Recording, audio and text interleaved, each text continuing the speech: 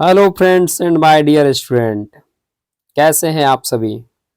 आशा होगा कि आप सब बहुत अच्छे होंगे और अपनी एग्ज़ाम की तैयारी बहुत बेहतरीन तरीक़े से कर रहे होंगे। ये वीडियो उन बच्चों के लिए है, ये क्लासेस जो है उन बच्चों के लिए है जो 2026 की बात बता रहे हैं, 2026 में अपना एग्ज़ाम दे रहे हैं, ठीक है। और वो बच्चे आर्ट्स के हो सकते हैं या वो बच्चे साइंस के हो सकते हैं, ठीक है, या वो बच्चे कॉमर्स के भी हो सकते हैं। तो उन सारे बच्चों में एक सब्जेक्ट कॉमन होता है जिसका नाम है हिंदी, और एक और सब्जेक्ट कॉमन होता है जिसका नाम है इंग्लिश। तो इन सारे बच्चों के लिए सेम सिलेबस होते हैं, सेम सब सारी सेम चीज़ें पढ़नी होती है। चूँकि आप बिहार बोर्ड से अगर हैं तो आपकी एग्ज़ाम जो है वो 50% आपको पता है कि ऑब्जेक्टिव है, इसलिए आप ऑब्जेक्टिव की तैयारी बेहतरीन तरीक़े से कीजिए। और हिंदी में मेरे को लगता है कि जो बच्चे बेहतर तरीक़े से अगर पढ़ाई कर दें तो उन बच्चों का 50 में 50 ऑब्जेक्टिव आराम से आता है, गलती होने की एक चांस नहीं रहती है। क्यों भाई? क्योंकि आपको 100 क्वेश्चन में 50 क्वेश्चन बनाने होते हैं। 100 क्वेश्चन में कितने बनाने होते हैं? 50 क्वेश्चन बनाने होते हैं। तो भाई आप वही क्वेश्चन का जवाब चूज़ कीजिए जो आपको आता है, कहीं से इधर-उधर क्या बोलते हैं, देखकर चीटिंग-मीटिंग करने-वरने की कोई आवश्यकता नहीं है। आप अपना वर्किंग कीजिए, आप अपना वर्किंग बेहतर तरीके से कीजिए, कोई दिक्कत नहीं आने वाला है। भाई 100 में 50 सब्जेक्ट बनाना है तो आप मेरा वीडियो देख लो, मेरी ऑब्जेक्टिव जो हम करा रहे हैं आप उसको देख लो। आप इससे बाहर ज़्यादा आपको याद-वाद करने की ज़रूरत नहीं है, थोड़ा-सा आप किताब-वताब पे भी थोड़ा-सा फ़ोकस्ड करना, है ना? उसके बाद हम कुछ ग्रामर का वीडियो लेकर आएँगे, उसको बना देंगे, जिससे आप लोग को ऑब्जेक्टिव का प्रॉब्लम खत्म हो जाएगा, है ना? आप चूँकि यहाँ पे हम जो करा रहे हैं ये एक प्रैक्टिस सेट है, और प्रैक्टिस सेट जब भी आप बनाते हो तो भाई आपको ये पता लगता है कि आपका तैयारी कितना है और आप कितने क्वेश्चन का आंसर दे रहे हो। सो हम आपको बता रहे हैं कि इसमें 2 लेसन जो है ना, हम हिंदी का लेसन 3rd की बात कर रहे हैं और लेसन 4th की बात कर रहे हैं। 2 लेसन लिए हुए हैं, तीसरा और चौथा लेसन लिए हुए हैं, ठीक है। और इसमें कुछ इंपॉर्टेंट ऑब्जेक्टिव कराएँगे प्रैक्टिस टेस्ट में, और आप लोग को सारे बच्चों अपना बताइएगा कि आपने आज के टेस्ट में कितना टेस्ट लगाया और आपका आंसर कितना है। ये लास्ट में मेरे को कमेंट्स में बताना है। कमेंट सेक्शन में आप सारे बच्चों को बताना है कि आपने कितना किया स्कोर, आपने स्कोरिंग कितना किया, ये सारे बच्चों आप सबको बताना है, ठीक है। देर ना करते हुए हम लोग करते हैं शुरू वीडियो को, है ना। कोई परेशानी, कोई दिक्कत, अगर कोई भी जानकारी अगर लेनी हो तो आप कमेंट ज़रूर कर सकते हैं। हम सारी प्रॉब्लम्स का आपको सॉल्यूशन देंगे, आपको एग्ज़ाम से संबंधित सारी चीज़ का सॉल्यूशन मिलने वाला है। ठीक है, तो जुड़ जाइए आप आपका प्यारा सा चैनल बीसीएसपी के साथ, और चलिए करते हैं एक नए चीज़ का शुरुआत, है ना। फिर न्यू लेसन हमारे पास है संपूर्ण क्रांति हिंदी 100 मार्क्स की हम बात कर रहे हैं, क्लास 12 की बात कर रहे हैं। चाहे वो बच्चा आर्ट्स से हो, चाहे वो बच्चा साइंस से हो, चाहे वो बच्चा कॉमर्स से हो, इन सारे बच्चों के लिए ये इम्पोर्टेंट है। और क्वेश्चन यहाँ से स्टार्टअप रहेगा। संपूर्ण क्रांति पहले जान लीजिए, संपूर्ण क्रांति का लेखक कौन है? जयप्रकाश नारायण। यह एक्चुअल में हुआ एक क्रांति है ना। ये रियलिटी है। ये संपूर्ण क्रांति जयप्रकाश नारायण जी के समय में हुआ था, ठीक है। और एक भ्रष्टाचार के खिलाफ ये क्रांति, देश में बेरोजगारी, भ्रष्टाचार, गरीबी, उत्पीड़न, ये सबसे संबंधित ये लड़ाई लड़ी गई थी। एक बहुत बड़ा क्रांति था जयप्रकाश जी के समय का, है ना। तो ये संपूर्ण क्रांति इसका नाम पड़ा। और क्वेश्चन पे बढ़ते हैं हम लोग आगे कि क्वेश्चन आज तक हमसे क्या पूछता आया है, और क्वेश्चन हम लोग देखते चलेंगे। और क्वेश्चन हम लोग का भाई पहला ही है संपूर्ण क्रांति से कि किसे लोकनायक के नाम से जानते हैं। लोकनायक का मतलब होता है लोगों का नायक, तो किसे लोगों का नायक कहा जाता है ये आपको बतानी है। बहुत मजा आने वाला है भाई। और आप बताइए कि क्वेश्चन का जवाब क्या होगा। लोकनायक किनको कहते हैं, ठीक है। महात्मा गांधी को कहते हो, जयप्रकाश नारायण को कहते हो, महाकवि जयसिंह को कहते हो, या बाल गंगाधर तिलक को कहते हो। आप सभी बच्चों बताओ कि लोकनायक के नाम से किनको जानते हो, लोकनायक के नाम से किनको जानते हो, है ना।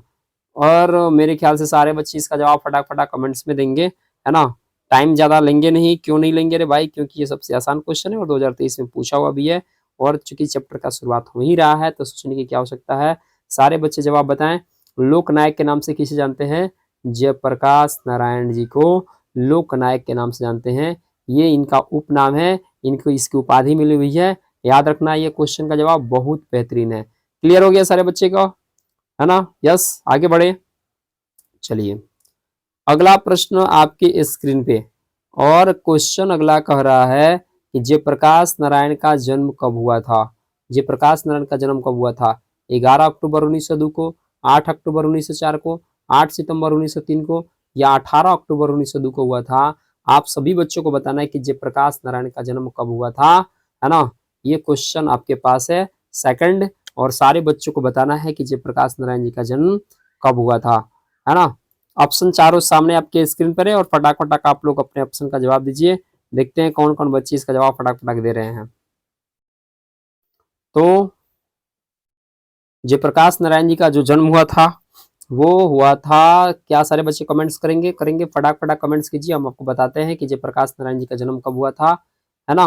सही आंसर इसका हो जाएगा 11 अक्टूबर 1902 को जयप्रकाश नारायण जी का जन्म हुआ था। सारे बच्चे क्लियर में हैं? जन्म कब इनका हुआ था? 11 अक्टूबर 1902 को जयप्रकाश नारायण जी का क्या होता है? जन्म होता है। Clear cut. चलिए प्रश्न आपके पास अगला है, और अगला प्रश्न ये कह रहा है कि जयप्रकाश नारायण की पत्नी का नाम क्या था? जो बच्चे सही से जीवनी पढ़े होंगे राइटर का ना, वो इसका जवाब बहुत बेहतरीन तरीके से बताएंगे, है ना? जयप्रकाश नारायण जी के पत्नी का नाम क्या था? आप सभी बच्चों को बताना है। जवाब में लीलावती देवी, अमरावती देवी, प्रभावती देवी, प्रभा सिन्हा, है ना? थर्ड नंबर का जवाब है, थर्ड नंबर क्वेश्चन आपके पास है, और सारे बच्चों को बताना है कि आपका ऑप्शन ए होगा, बी होगा, सी होगा या डी होगा। कौन सा ऑप्शन आपका सही होने वाला है, ये सारे बच्चों को बताना है। ठीक है, ठीक है, ठीक है, ठीक है। कौन कौन बच्चे बता रहे हैं भाई इसका जवाब? कौन कौन बच्चे बताएंगे? देख रहे हैं, देख रहे हैं, देख रहे हैं कौन कौन बच्चे इसका जवाब बता। कमेंट्स लगातार आनी चाहिए सारे बच्चों को, और कम से कम पहले फटाक फटाक अपने दोस्तों के पास शेयर कर दो। सारे बच्चों को पहले क्लास से जुड़ने के लिए बोलो, क्योंकि इंपॉर्टेंट है। आज तैयारी नहीं करोगे तो कल को तैयारी नहीं कर पाओगे, मैं गारंटी के साथ बोल रहा हूँ। इसलिए आज तैयारी में लग जाओ, आज प्रैक्टिस में लग जाओ। ठीक है, टाइम मत गंवाओ। टाइम गंवाते गंवाते आप 7 माह इधर गंवा चुके हो। आपके पास अब बिल्कुल कम समय बचा हुआ है ना? बिल्कुल कम समय बचा हुआ है, इसलिए टाइम बिल्कुल ना गवाओ, है ना? तो इनका सही जवाब हो जाएगा प्रभावती देवी। क्या जवाब हो जाएगा बाबू? प्रभावती देवी। जयप्रकाश नारायण जी के पत्नी का नाम क्या था? प्रभावती देवी।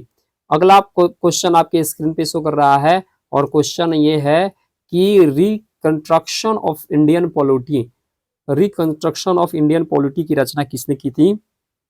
आप सारे बच्चों को बताना है, रिकंस्ट्रक्शन ऑफ इंडियन पॉलिटी की रचना किसने किया था? क्या जवाहरलाल नेहरू किए थे, या राम मनोहर लोहिया किए थे, या मदन मोहन मालवीय किए थे, या जयप्रकाश नारायण किए थे? आप सारे बच्चों को ये बताना है कि रिकंस्ट्रक्शन ऑफ इंडियन पॉलिटी की रचना किसने किया था। सारे बच्चे फटाक फटाक बताएं, है ना? हम देखते हैं कि बच्चे कितने बेहतरीन जवाब दे पा रहे हैं। बच्चों का क्वेश्चन का जवाब का इंतजार है। आप सारे बच्चे बताइए फटाक फटाक, है ना? इसका सही जवाब क्या होने वाला है? तो रिकंस्ट्रक्शन ऑफ इंडियन पॉलिटी का जवाब जो आ रहा है ना, वो जवाब हो जाएगा आपका जयप्रकाश नारायण। इसका सही जवाब हो जाएगा। अगला प्रश्न की तरफ हम लोग बढ़ेंगे। भाई अभी तक जो लोग वीडियो को कम से कम लाइक वाइक नहीं किए हो, लाइक कर दो भाई, आपके लिए इतना मेहनत कर रहे हैं। और अपने दोस्तों के साथ शेयर करो, सब्सक्राइब करवाओ यार, सब्सक्राइब कराते हो तो मेरा मोटिवेशन बढ़ता है। ठीक है, चलिए मेरे को लगता है कि मेरा वीडियो अच्छा बन रहा है, और हम मेहनत जो कर रहे हैं हमारी मेहनत सफल हो रही है। ठीक है, इसलिए आप लोगों से रिक्वेस्ट करते हैं, बाकी पढ़ाई करते रहिए, बढ़िया से पढ़िए। 5 नंबर क्वेश्चन है कि प्रजा सोशलिस्ट पार्टी का गठन कब हुआ था? प्रजा सोशलिस्ट पार्टी का गठन कब हुआ था, ये क्वेश्चन आपके स्क्रीन पे है। प्रजा सोशलिस्ट पार्टी का गठन बताना है कि कब हुआ था, है ना? तो आप लोग बता दीजिए कब हुआ था। 1952 में, 1949 में, 1947 में, 1962 में प्रजा सोशलिस्ट पार्टी का गठन कब हुआ था? आप सारे बच्चों को बताना है प्रजा सोशलिस्ट पार्टी का गठन कब हुआ था। चलिए रेडी, 1 2 फटाक फटाक बताइए, देखते हैं सारे बच्चे बता पाते हैं या नहीं बता पाते हैं।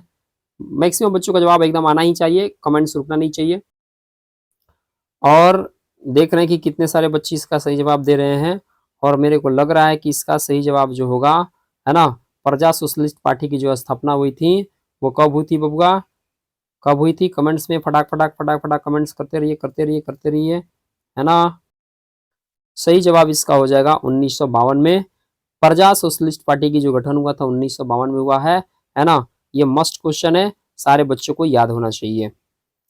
अगला प्रश्न 6 नंबर आपके पास आ गया है, जयप्रकाश नारायण को भारत रत्न की उपाधि कब दी गई थी?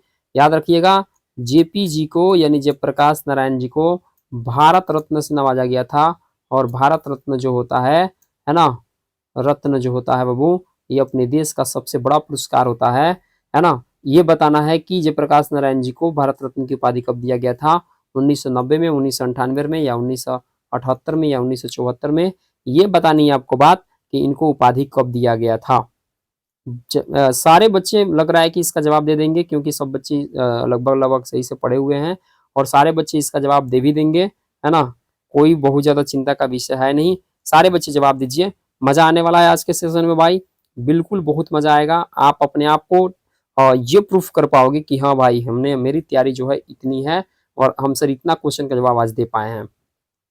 तो प्रश्न संख्या 6 है, और इसका जवाब जो होगा वो हो जाएगा, याद रखिएगा, भारत रत्न की जो इनको उपाधि मिली थी वो 1998 में मिली थी, है ना। कब मिला था? 1998 में इनको भारत रत्न की उपाधि मिली थी। प्रश्न आगे है कि माटी की मूर्ति रचना किनकी है? माटी की मूर्त रचना कौन किए थे? रामधारी दिनकर किए थे, रामवृक्ष बेनीपुरी किए थे, गजानन माधव मुक्तिबोध किए थे, या आरसी प्रसाद सिंह किए थे? ये माटी की मूर्ति की जो रचना है, आप सारे बच्चों को बताना है कि माटी की मूर्ति की रचना किसकी है, ठीक है। अगर जो लोग बढ़िया से स्टोरी पढ़े होंगे ना, वो मेरे को लग रहा है कि सारे इस जवाब को वो मतलब सही तरीका से दे पाएंगे, है ना। रामधारी सिंह दिनकर, रामवृक्ष बेनीपुरी, गजानन माधव मुक्तिबोध, या आरसी प्रसाद सिंह। माटी की मूर्ति की रचना किसने किए थे? माटी की मूर्ति की रचना किसने की है? किसकी है? रामधारी सिंह दिनकर, रामवृक्ष बेनीपुरी, गजानन माधव मुक्तिबोध, या आरसी प्रसाद सिंह। तो सारे बच्चे इसका कमेंट्स में जवाब दें, है ना। जितना भी आप सही जो भी आप पढ़ाई वढ़ाई की होंगी उसके हिसाब से आप जवाब देते रहिए, है ना। इससे मेरे को लगा कि हाँ, बच्चे पढ़े लिखे तो कम से कम रहे हैं, तो उससे एक बहुत अच्छा एक बेनिफिट मतलब हो जाता है ना, कि आपका जो कॉन्फिडेंस होता है ना वो काफी अच्छे लेवल पे जाता है, हाई लेवल पे जाता है। इसलिए आपको इस तरह की पढ़ाइयाँ करनी चाहिए। तो इसका सही जवाब बता देते, इसका सही जवाब हो जाएगा रामवृक्ष बेनीपुरी। क्या हो जाएगा बाबू इसका जवाब? राम वृक्ष बेनीपुरी हो जाएगा। माटी की मूर्ति की रचना किनकी है बाबूआ? राम वृक्ष बेनीपुरी की है ना। और ये बहुत अच्छे राइटर है, क्योंकि ये बहुत कटाक्ष करने वाले ये राइटर है, ठीक है। राम वृक्ष बेनीपुरी। ठिठुरता हुआ गणतंत्र, राम वृक्ष बेनीपुरी का लिखा हुआ है। मंगर एक चैप्टर लिखे हैं, राम वृक्ष बेनीपुरी लिखे हुए हैं। अगला प्रश्न है, किसने कहा था अभी न जाने कितने मीलों इस देश की जनता को जाना है? ये बहुत बढ़िया क्वेश्चन है, आपके एग्जाम में डायरेक्ट आने वाला प्रश्न है भाई, है ना। किसने कहा था कि अभी तक न जाने इस देश की जनता को कितने मीलों दूर जाना है? महात्मा गांधी कहे थे, या डॉक्टर राजेंद्र प्रसाद कहे थे, या जवाहरलाल नेहरू जी कहे थे, या लाल बहादुर शास्त्री जी कहे थे? इसका जवाब सारे बच्चों को आना चाहिए, क्योंकि ये बहुत बेहतरीन क्वेश्चन है, और ये क्वेश्चन आपके एग्जाम में डायरेक्ट आने की चांसेस है। इसलिए 8 नंबर क्वेश्चन को कहीं गवाइए नहीं, कहीं जाने मत दीजिए, और फटाक फटाक इसका जवाब देने की कोशिश कीजिए। 8 नंबर प्रश्न का आंसर क्या होगा? तो सारे बच्चे जवाब दे पा रहे हैं, ठीक है। हम आपको एक बात बताते हैं कि जब हम लोग का देश आज़ाद हुआ था और देश के प्रथम प्राइम मिनिस्टर जो थे पंडित जवाहरलाल जब नेहरू बने थे, तो उन्होंने अपनी पहली भाषण में इस बात को बोले थे कि अभी न जाने कितने मीलों इस देश की जनता को दूर जानी है। ये कथन जो है पंडित जवाहरलाल नेहरू जी का है। किनका है? पंडित जवाहरलाल नेहरू जी का है। 9 नंबर प्रश्न आपके पास है, जयप्रकाश नारायण को किसका दलाल कहा गया? जयप्रकाश नारायण को किसका दलाल कहा गया है, ये आपको बताना है। रूस, ब्रिटेन, जापान, अमेरिका, किसका दलाल कहा गया रे भाई, है ना, बताइए। रूस को, रूस का, ब्रिटेन का, जापान का, या अमेरिका का? ये तो लग रहा है बच्चे फटाक फटाक कमेंट्स में बताएंगे, मेरे को आशा है, क्योंकि ये सारे बच्चे सही से पढ़ के बैठे हुए हैं, ठीक है। तो इसका जवाब जो हो जाएगा क्या होगा बाबू? इसका जवाब क्या होने वाला है? आप सबका जवाब का इंतजार ज़्यादा देर नहीं करेंगे, है ना। अमेरिका का दलाल कहा गया है, क्योंकि जयप्रकाश नारायण जी वहाँ पढ़ने गए थे, वहाँ मजदूरी करके पढ़ाई वढ़ाई कर रहे थे, काफ़ी तकलीफ़ों से वहाँ पढ़ाई वढ़ाई किए थे, ठीक है। और वहाँ से कुछ चीज़ें थी जिनके बीच में कुछ कन्फ्यूजन रहा, जिससे लोग जो है उन्हें अमेरिका का दलाल कहा, ठीक है। 10 नंबर क्वेश्चन आपके स्क्रीन पर है, जयप्रकाश नारायण के स्वास्थ्य पर निगरानी रखने वाले डॉक्टर का नाम क्या था? जयप्रकाश नारायण जी को हेल्थ पे निगरानी रखने वाले जो डॉक्टर थे उन डॉक्टर का नाम क्या था आपको बताना है। Doctor Rahman, doctor Maqbool, doctor Irfan, doctor Ejaz. Actual में बताइए सही जवाब क्या होगा। जयप्रकाश नारायण के स्वास्थ्य की निगरानी रखने वाले का नाम क्या था। सारे बच्चे कमेंट्स में बताएं जयप्रकाश नारायण जी के स्वास्थ्य पर निगरानी रखने वाले डॉक्टर का नाम क्या था। देख रहे हैं कौन कौन बच्चे सही इसका जवाब बता रहे हैं। चलिए बच्चों का जवाब आना स्टार्ट हुआ है और इसका सही जवाब हो जाएगा डॉक्टर रहमान। इनका सही जवाब हो जाएगा। क्या सही जवाब हो जाएगा वो? डॉक्टर रहमान इनका सही जवाब हो जाएगा। ओके, अगला प्रश्न है जयप्रकाश जी को किसका भाषण सुनकर अमेरिका जाने की प्रेरणा मिली। हाँ भाई, ये एक बहुत बेहतरीन क्वेश्चन है। इसकी वजह से ये अमेरिका पढ़ने गए थे, तो इनके पीछे का रीजन बताना है कि किनकी भाषण सुनकर ये प्रेरित हुए और ताकि ये अमेरिका जाने के लिए सोचने लगे। यह आप सारे बच्चों को बताना है। स्वामी रामतीर्थ का, स्वामी सत्यदेव का, स्वामी सहजानंद का या स्वामी विवेकानंद का किनकी भाषण सुनते हैं जयप्रकाश नारायण जी और उन्हें लगता है कि हमें अमेरिका जाना चाहिए। ठीक है, पढ़ाई करने के लिए, क्योंकि कुछ इसमें छात्रवृत्ति वगैरह का बात था और उस भाषण से भाई प्रेरित होकर वो अमेरिका चले गए पढ़ने के लिए। बाद में गए तो उनको काफी अलग अलग तरीके से कामें करना पड़ा, बहुत मुसीबतें उठानी पड़ी। ठीक है, तो बताइए इसका सही जवाब क्या होने वाला है। सारे बच्चे कमेंट्स में बताएंगे फटाक फटाक। चलिए, टाइम ज़्यादा पास नहीं किया जाएगा क्योंकि वीडियो बहुत लंबा हो सकता है। तो स्वामी सत्यदेव जी का भाषण सुनकर जयप्रकाश नारायण जी ने मूड बनाया कि हम भी अमेरिका पढ़ेंगे, स्कॉलरशिप मिलेगा, आराम से पढ़ाई लिखाई कर लेंगे। लेकिन वहाँ जाकर न जाने कितनी कितनी कामें करनी पड़ी थी। ठीक है, अगला प्रश्न है फ्री प्रेस के मालिक कौन थे। देखिए क्वेश्चन डायरेक्ट वहाँ से आपको उठा लिया गया है। फ्री प्रेस के मालिक कौन थे? आत्मानंद जी की शिवानंद गोस्वामी या शहजादा सदानंद जी या सरदानंद जी। आपको बताना है फ्री प्रेस के मालिक इनमें से कौन थे। ठीक है, देखते हैं कौन कौन बच्चे इसका जवाब बता पाते हैं। तो फ्री प्रेस के मालिक भाई कौन थे, कौन कौन बच्चे बता पा रहे हैं इस जवाब को। तो फ्री प्रेस के जो मालिक थे वो कौन थे?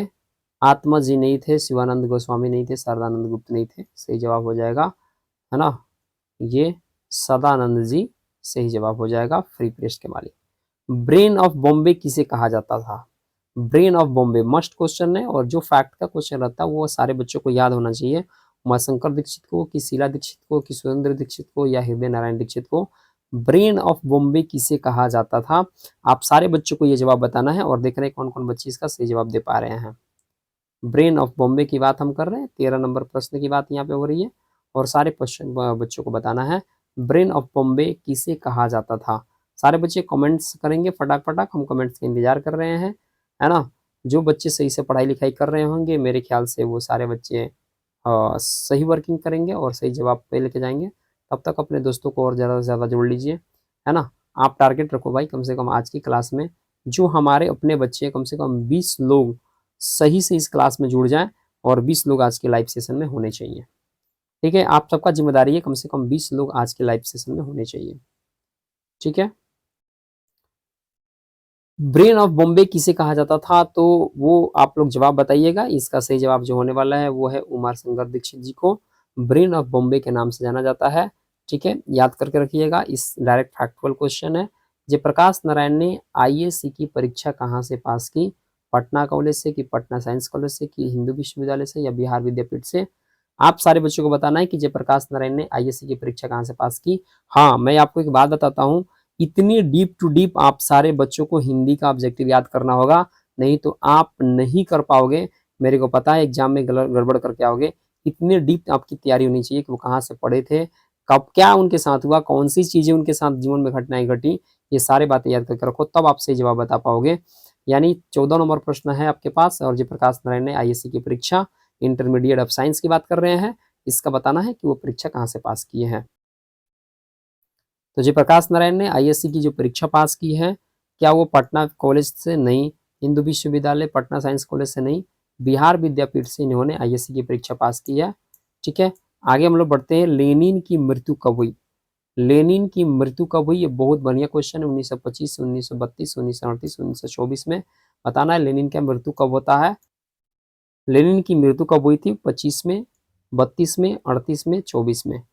बच्चे फटाक फटाक कमेंट्स करेंगे तो बहुत मजा आने वाला है। जितने फास्ट आप लोग कमेंट्स करेंगे, है ना, सारे बच्चों को मोटिवेशन मिलेगा। भाई ये टारगेट रख लो, आज 20 बच्चों को आप लोग को जोड़ना है हर हाल में। और आज के लाइव क्लास में कम से कम 20 बच्चे होने चाहिए, तो होने चाहिए। आप सबकी जिम्मेदारी है। और आज कुछ सब्सक्रिप्शन आप लोग बढ़ाओ, है ना। कम से कम आप लोग इतना हेल्प जरूर करो भाई, ठीक है। आप लोग की वजह से जो इतना बेहतर आप काम करते हो, मेरे को काफ़ी मोटिवेशन मिलता है। आपकी जवाब, आपकी पढ़ाई लिखाई बहुत बेहतर हो, ठीक है। बढ़ते हैं क्वेश्चन का जवाब पे आगे। तो 25, 32, 38 हटा दीजिए। 1924 में लेनिन की मृत्यु हुआ था। याद करके रखना है कब हुआ था, 1924 में लेनिन की मृत्यु हुई थी। जयप्रकाश जी मार्क्सवादी कब बने? जब ये अमेरिका पढ़ने गए थे, तो ये अपने लाइफ में कार्ल मार्क्स के चीज़ों से काफ़ी प्रभावित थे, उसके जीवनी से काफ़ी प्रभावित थे, तो ये मार्क्सवादी रास्ता को अपनाए थे। लेकिन ये कब बने आपको ये बताना है, ठीक है। हम बात करते हैं इसका सही जवाब का इंतजार कर रहे हैं। 1928 में, 1927 में, 1941 में या 1924 में? आप सारे बच्चों को इसका जवाब क्या होगा, सारे बच्चों को फटाक फटाक बताना है कि जयप्रकाश जी कब मार्क्सवादी बने। तो जयप्रकाश जी मार्क्सवादी बनने के पीछे का भाई रीजन और कब रहा, ये चीज़ देख लो। 1928, 1927, 1941, 1924। तो यहाँ से सारे को नेगलेक्ट करते हैं। जब लेनिन का मृत्यु हुआ था 1924 में, तो जयप्रकाश नारायण जी मार्क्सवादी बन गए थे 1924 में। ये दोनों घटना एक ही साथ जुड़ कर याद कर लिया जाएगा। लेनिन का मृत्यु 1924 में हुआ था और जयप्रकाश नारायण मार्क्सवादी भी बने थे 1924 में। Clear cut. आगे बढ़ते हैं और प्रश्न अगला है, 1974 में बिहार प्रदेश के मुख्यमंत्री कौन थे? जब 1974 के समय में जयप्रकाश नारायण जी अपना भाषण दे रहे थे, है ना, उस समय आपको बताना है कि बिहार के मुख्यमंत्री कौन थे। कृष्ण वल्लभ सहाय थे कि अब्दुल गफूर थे कि अनुग्रह नारायण सिंह थे या महामाया प्रसाद थे? आप सारे बच्चों को बताना है बिहार के उस समय मुख्यमंत्री कौन थे। बहुत बेहतरीन क्वेश्चन है भाई, है ना। ये बहुत बेहतरीन क्वेश्चन है। 1974 में जब इतना भीषण भाषण चल रहा था, इतना संघर्ष भरी भाषण चल रही थी, तो उसमें हमारे देश के, सॉरी देश नहीं, हमारे बिहार के मुख्यमंत्री यानी सीएम, चीफ मिनिस्टर कौन थे? आप सारे बच्चों को बताना है, ये जानना भी चाहिए। कृष्ण वल्लभ सहाय, अब्दुल गफूर, अनुग्रह नारायण सिंह और महामाया प्रसाद। आप सारे बच्चों का जवाब का हो रहा है इंतजार। देख रहे हैं कौन कौन बच्चे इसका दे रहे हैं जवाब। तो इसका सही जवाब हो जाएगा कृष्ण वल्लभ सहाय नहीं, अनुग्रह नारायण नहीं, महामाया प्रसाद नहीं, अब्दुल गफूर इसका सही जवाब हो जाएगा। 1974 के समय में बिहार के मुख्यमंत्री अब्दुल गफूर थे। आगे बढ़ चलते हैं और आगे की कहानियां देखते हैं क्या है। जयप्रकाश नारायण के बचपन का नाम क्या था? और भाई ये दिमाग में रख लो भाई, बहुत बार क्वेश्चन को पूछा हुआ है, इसलिए ये क्वेश्चन BBI है। सारे बच्चों को ये याद होना चाहिए। जयप्रकाश नारायण जी का बचपन का नाम क्या था? बिट्टू, बिट्टू, मोनू, पाउल। बिट्टू बिट्टू हटा दो भाई इसको, बिट्टू बिट्टू हटा दो, सेम बातें हैं, है ना। तो जयप्रकाश नारायण के बचपन का नाम क्या था? क्या मोनू था? नहीं रे भाई, मोनू नहीं था। जयप्रकाश नारायण जी के बचपन का नाम था, तुम लोग सारे बच्चे कमेंट्स कर रहे हो, बाउल। क्या नाम था? जयप्रकाश नारायण जी के बचपन का नाम क्या था? बाउल था। ठीक है, ठीक है, ठीक है। 19 नंबर प्रश्न आपके स्क्रीन पे है और आप सारे बच्चे बताओ, जयप्रकाश नारायण ने किस साल छात्र आंदोलन का नेतृत्व किया था? छात्र आंदोलन का नेतृत्व जयप्रकाश नारायण जी किए थे और फेमस हो गए, चूंकि ये आज़ादी की लड़ाई में लड़े ही थे। लेकिन ये छात्र आंदोलन एक होता है और छात्रों ने जबरदस्ती अपना नेता माना और इन्होंने भी प्रस्ताव दिया कि ठीक है हम लड़ेंगे। और बताना है कि ये छात्र आंदोलन कब किए थे, 1973 में कि 76 में कि 74 में या 77 में? छात्र आंदोलन का नेतृत्व कब किया था? फटाक फटाक बताइए। देखते हैं आप लोग जवाब दे पा रहे हैं या नहीं दे पा रहे हैं। सारे बच्चे का कमेंट्स का इंतजार कर रहे हैं और देख रहे हैं ये बच्चे जो हैं भाई वो जवाब कितने बेहतर तरीका से दे रहे हैं। अब मेरे को याद भी, आप सारे बच्चों को याद होना चाहिए, ये सबसे आसान सा प्रश्न रहता है ना। 1974 में ये छात्र आंदोलन हुआ था पटना के गांधी मैदान में। बहुत विशाल क्रांति का वहाँ से आह्वान किया गया, वहाँ से ऐलान किया गया और पूरे देश में ये लड़ा जाने की बात की गई, प्लस दिल्ली जाना यहीं से तय किया गया। ठीक है, तो जयप्रकाश नारायण जी जो थे वो 1974 में इस कार्यभार को संभाला, छात्र नेता के रूप में, छात्र आंदोलनकर्ता के रूप में। जयप्रकाश नारायण के पिताजी का नाम क्या था? दीनदयाल, हर्षुदयाल, रामदयाल, सर्वेश दयाल। दयाल दयाल दयाल दयाल लगा रखा है इस, क्योंकि आपको कंफ्यूज किया जाए और आपको इसी कंफ्यूजन की दुनिया से बाहर निकलकर आपको सही जवाब की तरफ बढ़ चलना है। देख रहे हैं कि आप लोग इसका जवाब कितना सही दे पा रहे हैं। ठीक है, 20 20 नंबर क्वेश्चन की बात कर रहे हैं। आप सारे बच्चे देख रहे हैं कितना सही जवाब इसका दे पा रहे हैं। बच्चों के कमेंट्स का मेरे को इंतजार है भाई, और देख रहे हैं कि बच्चे कितने बेहतरीन तरीका से अपना कमेंट्स दे रहे हैं, अपने जवाब अपना दे रहे हैं। और अपने दोस्तों को जोड़ना ना भूलो बच्चे, मन के सच्चे। ओके, हर्षु दयाल इनका पिताजी का सही नाम होगा, बाकी सारे दयाल जी को काट दिए, दीनदयाल, रामदयाल, सर्वेश दयाल इनको हटाइए, हर्षु दयाल इनके पिताजी का नाम था। क्लियर हो गया। प्रश्न आगे देख लो, जयप्रकाश नारायण को भारत की जनता किस नाम से याद कर रही है? बच्चा इसका जवाब ना दोगे तो भैया कहा दोगे रे भाई, अभी तुरंत का तुरंत क्वेश्चन हुआ। जब आपको जवाब बताना है किसके नाम से यहाँ की जनता याद करती है जयप्रकाश नारायण जी को, समाज नायक के रूप में, देश नायक के रूप में, लोक नायक के रूप में, या जन नायक के रूप में, किस नाम से याद करती है? तो अभी जस्ट तुम लोगों ने पढ़ा था, तो सारे लोग जवाब जरूर दोगे, मेरे को पता है सारे लोग का बेहतरीन जवाब आएगा। वो जवाब सी होगा, ऑप्शन लोक नायक जयप्रकाश नारायण, है ना, इनको बोला जाता है। क्लियर हो गया। प्रश्न अगला, जयप्रकाश नारायण ने संपूर्ण क्रांति वाला ऐतिहासिक भाषण कब और कहाँ दिया था? कहाँ और कब दिया था रे भाई? अभी जस्ट हम आप लोग को डिस्कशन करीबे किए, और ये बात नहीं बताइएगा तो क्या बताइएगा। इलाहाबाद में 5 जून को 1977 को दे रहे थे, कि रांची में 5 जून को 1975 में दे रहे थे, या अगला ऑप्शन है जमशेदपुर में 5 जून को दे रहे थे, या पटना में 5 जून को दे रहे थे? इसका जवाब क्या होने वाला है? सारे बच्चे जवाब इसका बताएंगे, चूंकि ये आंदोलन बिहार से था, इसलिए भाई आओ ना, आइए ना हमारा बिहार में। अब बिहार की राजधानी कहाँ है? पटना। और 5 जून 1974 को पटना में एक बहुत ही भीड़ों से भरा नवयुवकों का भ्रष्टाचार के खिलाफ एक बहुत बड़ा एक भाषण सेशन चल रहा था, वो जयप्रकाश नारायण जी के द्वारा चल रहा था। पूरा वो गांधी स्टेडियम पूरा खच भरा हुआ था, पूरे युवाओं से, और देश के कोने कोने से लोग आए थे उस भाषण सुनने के लिए। इसलिए मैं आपको बता रहा हूँ कि वैसा गांधी मैदान में आज तक कोई भीड़ नहीं हुआ, है ना, जो इनके भाषण के समय, जेपी जी के भाषण के समय हुआ था। ये सब महान लोग थे भाई, है ना, इनको लोग सुनने आए थे, और कोई चू चू भी नहीं कर रहा था। और इसका सही जवाब हो जाएगा पटना 5 जून, है ना, पटना 5 जून 1974 को इसका जवाब सही हो जाएगा। क्लियर हो गया। 23 नंबर प्रश्न है, जयप्रकाश नारायण किस आंदोलन के क्रम में जेल गए थे? भाई कौन कौन आंदोलन में के वजह से ये जेल में गए हैं? नौ सैनिक विद्रोह, बंगभंग आंदोलन में, या सविनय अवज्ञा आंदोलन में, या चुआड़ आंदोलन में? बताना है किस आंदोलन में जयप्रकाश नारायण ने आंदोलन के क्रम में जेल गए थे। आप सारे बच्चों का जवाब बताना है, इंतजार रहेगा सारे बच्चों को जवाब का। देख रहे हैं कौन बच्चे जवाब सही दे पा रहे हैं हम।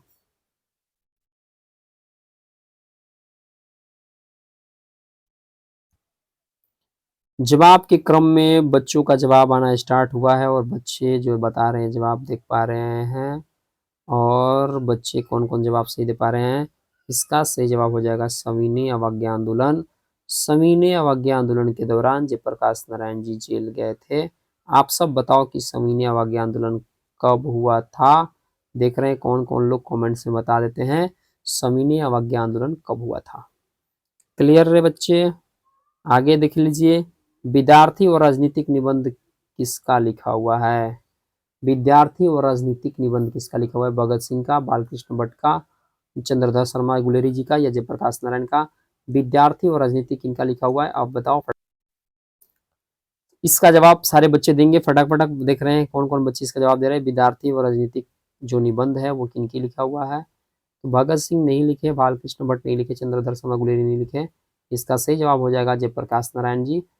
ठीक है, इन्हीं के द्वारा ये विद्यार्थी और राजनीतिक पर जो निबंध है वो लिखा हुआ है। ठीक है, तो 24 क्वेश्चन को हम लोग किए हैं कंप्लीट, और आगे बढ़ते हैं अगले कड़ी में प्रश्नों के। प्रश्न जो हमारे पास अगला है यह है, जयप्रकाश नारायण के अनुसार देश का भविष्य किसके हाथ में है? ये बताना है। अब मान लो कि ये जो देश का जो फ्यूचर है, ये जयप्रकाश नारायण जी के अनुसार बताना है कि ये देश का भविष्य किसके हाथ में है? नेताओं के हाथ में है, कि पुरानी पीढ़ी के हाथ में है, कि नई पीढ़ी के हाथ में है, कि कोर्ट में है? ये बताना है। देश को आगे लेकर जाएगा कौन, है ना, देश का फ्यूचर बदलेगा कौन भाई? तो जयप्रकाश नारायण के अनुसार बताना है, जो चैप्टर में लिखा हुआ है, जो भाषण में दिए हैं उनके अनुसार जवाब बताना है। बाकी आप अपने हिसाब से तो आंसर दे ही दोगे, लेकिन हमको चूंकि अपने चैप्टर के अनुसार रहना है, इसलिए आपको बताना है कि सही जवाब इसका क्या होगा। मेरे ख्याल से बच्चे इसका जवाब थोड़ा सोचेंगे तो बता देंगे। कौन चांद जानता है यार कि देश का जो भविष्य है वो नेताओं के हाथ में? बिल्कुल नहीं। पुरानी पीढ़ी के हाथ में नहीं यार, पुरानी पीढ़ी खत्म। कोर्ट के हाथ में, ये कैसे कह सकते हैं कि कोर्ट के हाथ में है ना?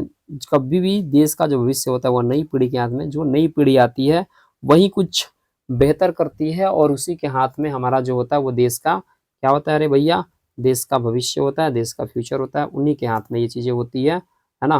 तो इसलिए इसका सही जवाब जो हो जाएगा वो क्या हो जाएगा? नई पीढ़ी, यानी नवयुगों के हाथ में होती है। दलविहीन लोकतंत्र किस विचार पर मुख्य राजनीतिक सिद्धांत है? दलविहीन लोकतंत्र किस विचार का मुख्य राजनीतिक सिद्धांत है? सर्वोदय, लोकतांत्रिक, समाजवादी, इनमें से कोई नहीं। दलविहीन लोकतंत्र मतलब ऐसा लोकतंत्र जिसमें कोई दल ना हो, तो ये किस विचार की राजनीतिक सिद्धांत हो सकती है? आप सारे लोगों को बताना है। देख रहे हैं कि सारे बच्चे जवाब इसका सही सही दे पा रहे हैं या नहीं दे पा रहे हैं। क्लियर?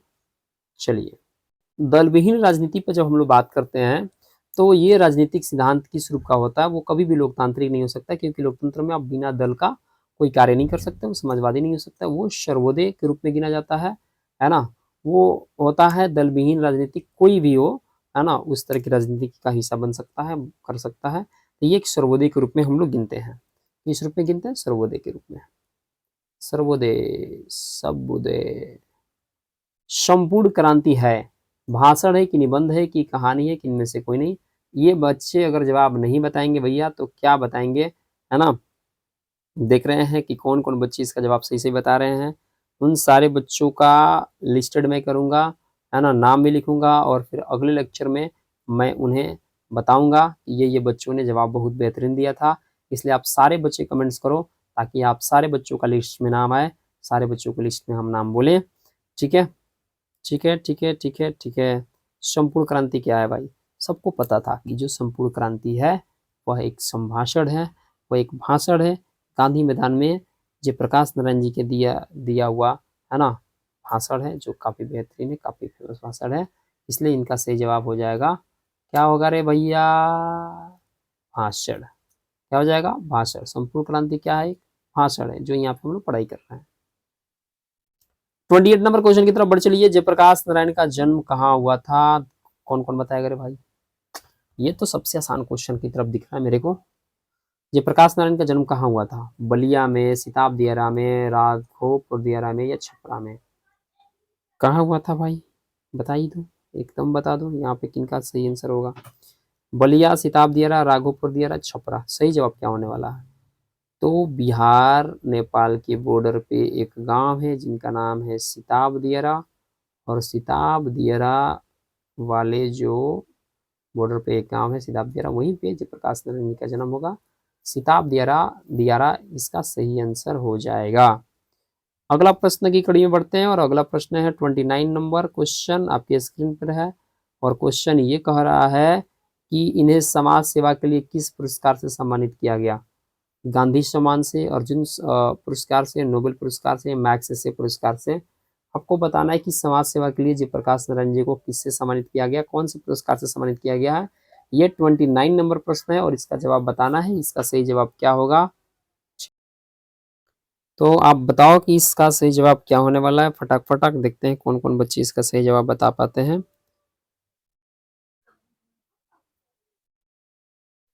तो इन्हें समाज सेवा के लिए जो पुरस्कार मिला हुआ था उस पुरस्कार का नाम क्या है? आप कमेंट्स में बता सकते हो। और ये बहुत बेहतरीन पुरस्कार होता है। ठीक है, इस पुरस्कार का जो नाम होगा वो है मैग्सेसे पुरस्कार। अब भी जब भी समाज सेवा करते हो और इस तरह की कोई भी बेहतरीन आप काम कर रहे होते हो देश के लिए, ये समाज के लिए, तो आप ये मैग्सेसे पुरस्कार दिया जाता है। ठीक है, 30 नंबर क्वेश्चन आपके स्क्रीन पर है कि लेखक ने बिहार विद्यापीठ से कौन सी परीक्षा दी थी? लेखक का मतलब यहाँ पे जो जयप्रकाश नारायण है उनकी बात किया जा रहा है। तो आपको बताना है कि जयप्रकाश नारायण ने बिहार विद्यापीठ से कौन सी परीक्षा पास की। तो जो बच्चे अगर ऊपर के क्वेश्चन को थोड़ा ध्यान से पढ़े होंगे और ध्यान से सुने होंगे वो इसका जवाब यहाँ पे सही बताने वाले हैं। ISS या ICOM या IA या ISC। आपको बताना है बिहार विद्यापीठ से वो कौन से परीक्षा दिए थे। देखते हैं कौन कौन बच्चे इसका सही जवाब दे पा रहे हैं। तो इसका सही जवाब क्या होने वाला है ये कमेंट्स में बताओ, क्योंकि ये सारे बच्चे आप लोग जवाब मेरे ख्याल से आप सही देने वाले हो। तो इसलिए सारे बच्चे कमेंट्स में बताओ कि बिहार विद्यापीठ की परीक्षा कौन सी दिए थे जयप्रकाश नारायण जी ने। तो आपको ऊपर आंसर बताए थे आईएएस की परीक्षा दिए थे। आप सारे लोग बच्चे कमेंट्स में कर भी रहे हो, ठीक है। तो इसलिए आपका सही जवाब हो जाएगा, लेखक ने बिहार विद्यापीठ में कौन सी परीक्षा के पास किए थे? आईएएस की परीक्षा पास किए थे, इंटरमीडिएट ऑफ साइंस की परीक्षा पास किए थे। 31 नंबर प्रश्न आपके स्क्रीन पर है और क्वेश्चन यहाँ पे ये कह रहा है, आपका क्वेश्चन ये कह रहा है कि जयप्रकाश नारायण विदेश से लौटकर कांग्रेस में शामिल हो गए, क्यों? क्यों भाई जयप्रकाश नारायण विदेश से लौटते हैं, अमेरिका से लौटते हैं और कांग्रेस में आकर शामिल हो गए, वजह क्या था भाई? वे बड़ा नेता बनना चाहते थे इसलिए, वे गांधी जी के अनुयायी थे इसलिए, वे कांग्रेसी के कट्टर थे इसलिए, वह आज़ादी की लड़ाई में शामिल होना चाहते थे इसलिए। मेन मकसद क्या था भाई इनको, जयप्रकाश नारायण जी को कांग्रेस में शामिल होने का मेन मुद्दा क्या था, ये आपको बात बतानी है। वो बड़े नेता बनना के शौक में थे या वे गांधी के अनुयायी थे, गांधी जी को मानते थे, वे कांग्रेस के कट्टर कांग्रेसी थे, माने पूरे कांग्रेस को मानते थे, या वे आज़ादी की लड़ाई में शामिल होना चाहते थे? ये चारों ऑप्शन मस्ट क्वेश्चन है, जिसमें से आप एक तो चीज़ जरूर काट लोगे कि वे बड़े नेता बनना नहीं चाहते थे इसलिए कांग्रेस में शामिल नहीं हुए, ये तो बात गलत है। अब रहा 3 ऑप्शन, तो 3 ऑप्शन में से आप चूज करने वाले हो कि इसका सही जवाब क्या होगा। 31 नंबर क्वेश्चन आपके पास है और कमेंट में बताइए इसका सही जवाब क्या होगा। इसके जवाब में अगर आप सारे बच्चे अगर सही इसका जवाब अगर दे पा रहे होंगे तो इसका सही जवाब आप लोग दे दीजिएगा, मेरे को पता है। थोड़ा सा सोच विचार कीजिएगा, इसका जवाब सही आ जाएगा। बड़ा नेता बनना कभी नहीं चाहते थे, वो गांधी जी के अनुयायी थे, गांधी जी को मानते थे, पर उतना भी गांधी जी को नहीं मानते थे, वो कट्टर कांग्रेसी थे, ये कहना गलत बात है। चूंकि इनका मेन मकसद था वो आज़ादी की लड़ाई में शामिल होना चाहते थे, इसलिए इसका सही जवाब हो जाएगा कि वे आज़ादी की लड़ाई में शामिल होना चाहते थे, वो देश के लिए कुछ करना चाहते थे। लेखक किस मित्रता को ठोस मानता है?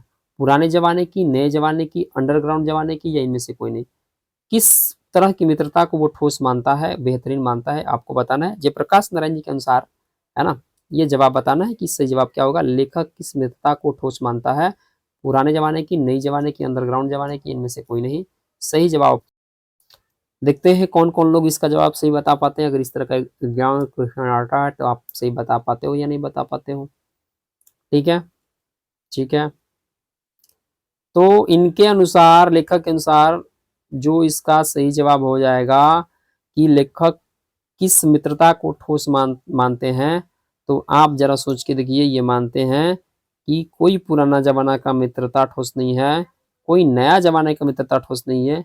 ये मानते हैं कि जो अंडरग्राउंड जमाना जो होता है, जो दिल से दोस्ती होती है, उस प्रकार की मित्रता जो होती है वो ठोस होती है, जिसमें कोई छल कपट, कोई ये चीजें नहीं हो। वो मित्रता जो होता है वो अंडरग्राउंड लेवल की जो बात होती है उस पे होता है। वो मित्रता हमेशा ठोस होती है और हमेशा कभी भी आगे जा सकते, कभी उसमें प्रॉब्लम्स नहीं आते हैं, क्योंकि हम हर एक दूसरे के साथ रहकर अपना समस्या का निपटारा सही से कर लेते हैं। उस मित्रता में कभी छल कपट, कभी झूठ नहीं होता है, और जहाँ पे छल कपट, झूठ, द्वेष, लालच अगर आया, वहाँ मित्रता मित्रता नहीं रह जाती है। इसलिए याद रखिएगा, लेखक किस मित्रता का ठोस मानता है, तो अंडरग्राउंड जमाने की मित्रता को ठोस मानता है। जयप्रकाश नारायण जी किस सन में अमेरिका गए थे? बहुत बढ़िया क्वेश्चन है भाई। ये कौना टाइम में अमेरिका गए थे? 1922 में, 1920 में, 1929 में, या 1902 में? आपको बताना है जयप्रकाश नारायण जी किस सन में अमेरिका गए थे। आप सारे बच्चों को बताना है और देख पा रहे हैं कि सारे बच्चे इसका जवाब दे पा रहे हैं या नहीं दे पा रहे हैं। फटाक फटाक क्वेश्चन का जवाब दीजिए। जयप्रकाश नारायण जी किस सन में अमेरिका गए थे अपने पढ़ाई करने के लिए? आप सारे बच्चे बता देंगे। तो मेरे को लग रहा है कि बच्चों का कमेंट्स आएगा और आ भी रहा है, और देख रहे हैं कि ये बच्चे जो है जवाब दे रहे हैं। और ये गए थे अमेरिका बबुआ 1922 में। कब गए थे? 1922 में। और 1922 में एक बहुत बड़ा कांड भी हो जाएगा देश में, चौरी चौरा कांड, 5 फरवरी 1922 की एक घटना होगी, ठीक है। और ये उस समय गए थे चूंकि अमेरिका अपनी पढ़ाई को कंप्लीट करने के लिए, ठीक है। लेखक मद्रास में अपने किस मित्र के साथ रुके थे? ये जवाब आपको जब पढ़े होंगे आप स्टोरी, ये जो भाषण लिखे हुए हैं, जब ये भाषण को जब आप पढ़े होंगे तो आपको याद आ रहा होगा कि लेखक मद्रास में अपने किस मित्र के साथ रुके हुए थे।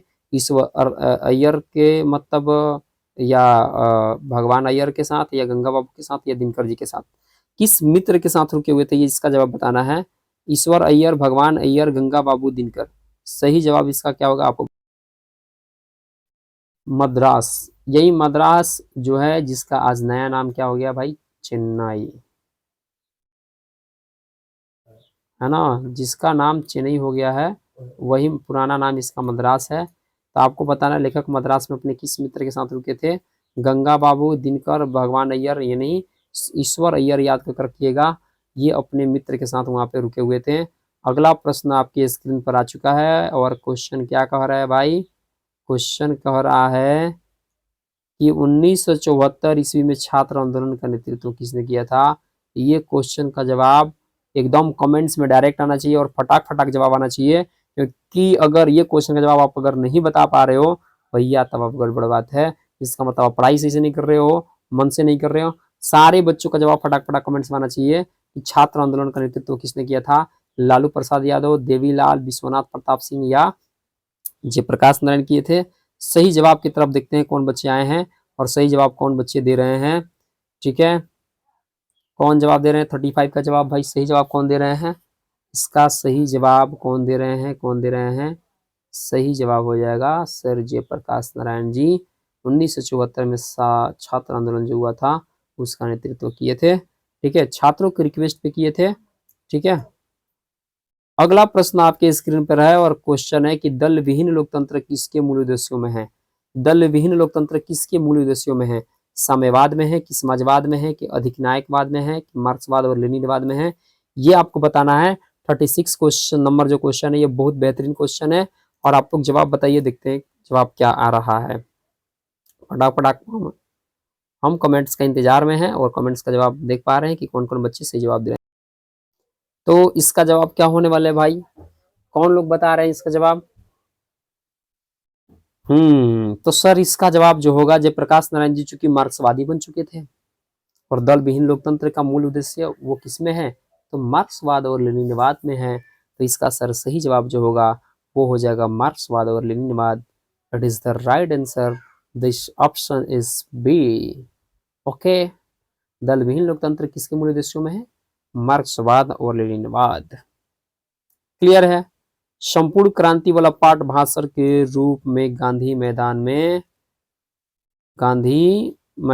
में जेपी ने कब दिया था? अरे भैया ये नहीं बताओगे तो फिर कहीं बताओगे, अब हमारा को बताइए दो। तो संपूर्ण क्रांति वाला पाठ भाषण के रूप में गांधी मैदान में जेपी जी ने दिया था, ये बात सही है, लेकिन कब दिए थे ये बताना है, क्योंकि भाई प्रश्न कभी भी आ सकता है, इस बार आएगा चांस एकदम ज्यादा है। वीवीआई प्रश्न है भाई, ऐसा क्वेश्चन याद करके रखना चाहिए। 5 जून 1974 की, 6 जून 1975 की, 7 जून 1976 की, 8 जून 1977। सारे बच्चे बता दे ये जवाब कब दिए थे। फटाक फटाक फटाक फटाक कमेंट्स फास्ट आनी चाहिए, कमेंट्स फास्ट आना चाहिए इस प्रश्न पे भाई। तो बोलोगे सर इसका सही जवाब होगा कब होगा भाई? तो सर 5 जून 1974 को जयप्रकाश नारायण जी ने पटना के विशाल गांधी मैदान में अपना भाषण दिए थे। क्लियर हो गया? अगले प्रश्न की तरफ पढ़ते हैं। निम्नलिखित में उदाहरण किस पाठ से लिया गया है? उदाहरण किस पाठ से लिया गया है? निम्नांकित उदाहरण किस पाठ से लिया गया है? कौन उदाहरण भाई? संपूर्ण क्रांति, सिपाही की मां, प्रगीत और समाज पुरस्कार। निम्नांकित उदाहरण का मतलब ये हुआ कि यहाँ पे जो हम लोग का जो क्वेश्चन है ना, यहाँ पे आप देख लो,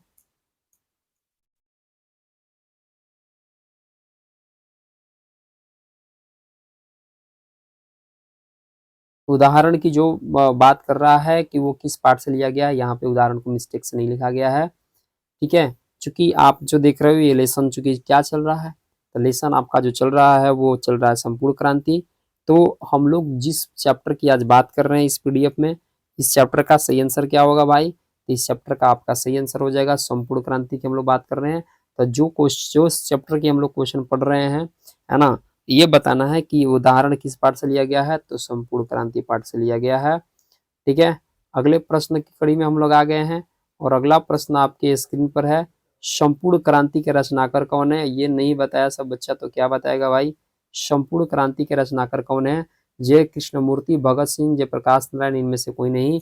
4 ऑप्शन में से फटाक फटाक बताओ और इसका जवाब हम मेरे को लगता है कि आप लोग सब दोगे, क्योंकि हमको पता है आप पीछे पढ़ चुके हो और आपकी पढ़ाई भी तगड़ा हो रही है, आपका तैयारी भी तगड़ा हो रहा है। मेरे ख्याल से सारे बच्चे इसका सही जवाब देंगे और इसका सही जवाब हो भी क्या जाएगा, संपूर्ण क्रांति के रचनाकार कौन है, जे कृष्णमूर्ति, भगत सिंह, जयप्रकाश नारायण, इनमें से कोई नहीं, तो बोलोगे सर संपूर्ण क्रांति के रचनाकार हैं जयप्रकाश नारायण। ठीक है, बढ़ते हैं सर अगले क्वेश्चन की तरफ। जयप्रकाश नारायण को किसका दलाल कहा गया है, कौन कौन बच्चे इसका जवाब देंगे। जयप्रकाश नारायण को किसका दलाल कहा गया है, अमेरिका, ब्रिटेन, रूस, जापान। ये 2020 का क्वेश्चन है, किनका कहा गया भाई, तो जयप्रकाश नारायण जी का दलाल किस देश का कहा गया, फटाक फटाक बताओ। ये जवाब तो एकदम कमेंट से फटाक फटाक आना चाहिए, मेरे को पता है भाई, इसका जवाब बताओगे ही बताओगे, एकदम गारंटी है। बोलोगे सर जयप्रकाश नारायण जी अमेरिका पढ़ने गए थे, बस वही में यहाँ पे लोगों के अंदर, देश के अंदर कुछ कंफ्यूजन होता है और लोग उनको अमेरिका का दलाल कह देते हैं। ठीक है, इसलिए इसका सही जवाब हो जाएगा अमेरिका। 41 नंबर, छात्र आंदोलन का नेतृत्व स्वीकार करते समय जयप्रकाश नारायण की स्थिति कैसी थी, ये बताओ भाई, बढ़िया क्वेश्चन है। जब वो छात्र आंदोलन का नेतृत्व कर रहे थे जयप्रकाश नारायण जी, उस समय उनका कंडीशन क्या रहा, आपको बताना है। बुढ़ापा और बीमारी, कि वो पूर्ण स्वस्थ थे या युवक थे या जर्जर थे, सही जवाब बताओ क्या होगा। देखते हैं कौन बच्चे सोच समझ के इसका जवाब बता पाते हैं, उनकी उस समय कंडीशंस क्या थी, है ना। जयप्रकाश नारायण जी का उस समय स्थिति क्या था, छात्र आंदोलन को स्वीकार जब उन्होंने किया, और चूंकि युवकों के कहने पे किया, लेकिन उस समय इनका कंडीशन क्या रहा, तो क्या वह युवक थे, तो बिल्कुल सर बात गलत है, वो युवक थे ही नहीं। अगर युवक रहते तो छात्र उनसे रिक्वेस्ट करता क्यों, है ना, चूंकि वो देश की लड़ाई में भी लड़ चुके हैं। क्या वो पूर्ण स्वस्थ थे, नहीं, वो पूर्ण स्वस्थ भी नहीं थे, और वो जर्जर भी नहीं थे, तो हम बोलेंगे कि वो बुढ़ापा की तरफ थे और बीमारी से ग्रसित थे। ठीक है, तो इसलिए इनका सही जवाब हो जाएगा बुढ़ापा और बीमारी। और जयप्रकाश नारायण जी की रचना का नाम क्या है, यहाँ पे बता दो भाई। और ये क्वेश्चन भी आपका एग्जाम में पूछा हुआ क्वेश्चन है, और देखते हैं कौन कौन बच्चे इसका सही जवाब बता रहे हैं। हाँ, जयप्रकाश नारायण की रचना का नाम क्या है, तिरिछ है, ऑप्शन तिरिछ है, कि जूठन है, कि संपूर्ण क्रांति या शिक्षा है, कमेंट्स में बताओ। आज हम लोग, आज का जो पीडीएफ है, आज हम लोग टोटल 42 क्वेश्चन को हम लोग ने किया कंप्लीट, और अगले पीडीएफ में हम लोग जस्ट मिलेंगे अगला अर्धनारीश्वर चैप्टर से। सो आप लोग चैनल पे बने रहो, ठीक है, चैनल को सब्सक्राइब कर लो और अपने दोस्तों के पास शेयर वेयर कर दो, ताकि फिर से अगला पीडीएफ आप लोग को मिल जाए और आप लोग की तैयारी बहुत मजेदार हो। जयप्रकाश नारायण की रचना का नाम क्या है, तो जयप्रकाश नारायण की रचना का नाम था संपूर्ण क्रांति, इसका सही जवाब हो जाएगा।